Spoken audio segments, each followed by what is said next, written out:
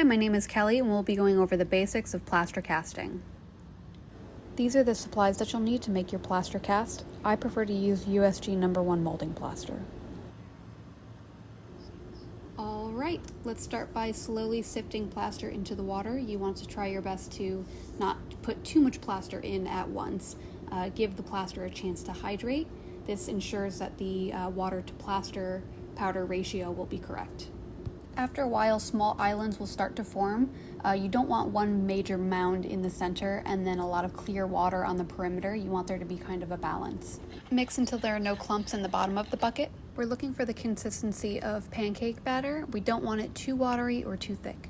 Make sure to clean your whisk before the plaster hardens on it. It's a real pain to remove the material after it has already hardened. So this is a great little trick. What I've done here is mixed regular dish soap, or really any kind of soap, and water into a spray bottle, and then I spritz the mold before putting in the plaster. This releases any air bubbles that may form on the surface.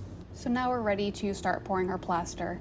What you do is start off by just pouring a little bit of plaster into the mold, enough to cover the whole lower surface of the mold itself, and then give it a little bit of shake and tapping, and you'll see the bubbles start to rise to the top of the plaster. This is exactly what you want. It means that the bubbles are not sticking to essentially the front of your cast. Continue to agitate your mold and just make sure that no bubbles are still sticking to the surface. Now it's time to fill up the rest of the mold. A bit more agitation, it never hurts to shake it a little bit more.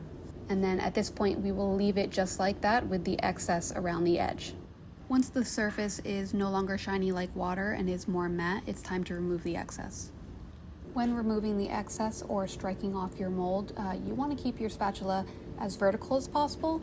This stops you from removing too much of the plaster and keeps the back of the cast fairly level. When your cast is setting, you don't want to move the mold at all. It'll crack the piece.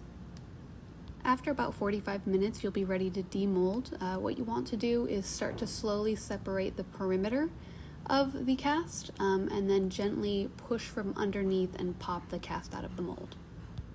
And here is your perfect plaster cast. Thanks for watching.